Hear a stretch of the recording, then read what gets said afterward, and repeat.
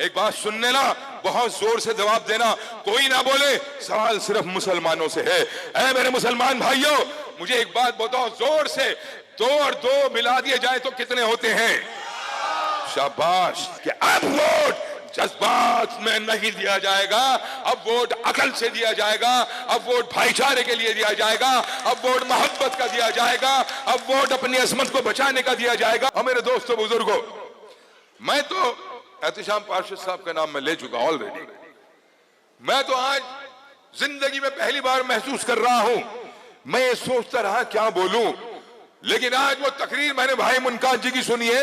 ये मैं आपके मुंह पे तारीफ नहीं कर रहा भाई मुनकाद जी, जिस तरीके से हर पहलू को आपने रखा है, फिरोज आफ्ताब पहली बार लाजवाब महसूस किया कि अब मैं अपने अवाम से बात करूं तो क्या करूं, ज़बान कुल आपने कर दी है इंशाअल्लाह। तो यहां इसलिए हूं और खास तौर से मुसलमान से खिताब करना चाहता हूं।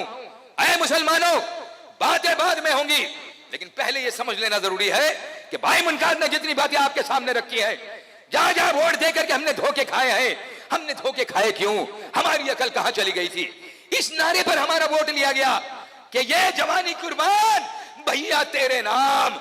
इसके अंदर मुझे कहीं अकल नहीं लगी, महज जज्बात जरूर लगे, और जज्बात अकल के ऊपर हावी हो जाया करते हैं कि किसी तरीके से इसकी अकल को रोको, अगर अकल चल पड़ी तो क्रांति आ जाएगी। इन जज्बातों के साथ हमारे से वोट लिया मेरे दोस्तों बुजुर्गों, और बाबा साहेब ने ये जो हमें एक धारी तलवार दी थी ना, जिसको वोट कहते हैं, ये वो तलवार है जिसकी 2 धार है। अगर इसका अकल से इस्तेमाल किया जाए तो ये हमारी सारी समस्याओं को खत्म कर देगी, लेकिन अगर इसी तलवार को बेअकली के साथ, जज्बात के साथ इस्तेमाल किया जाए तो ये मेरी अपनी गर्दन को ले जाएगी, मुझे ही तबाह बर्बाद कर देगी। मेरे दोस्तों बुजुर्गों, जब ये हमें ऐसे ऐसे नारे दिए गए तो एक तरफा होकर के अभी मुनकाद साहब जिक्र कर रहे थे, पुरानी बातें छोड़ दीजिए, हाल फिलहाल के इलेक्शन पर आ जाइए।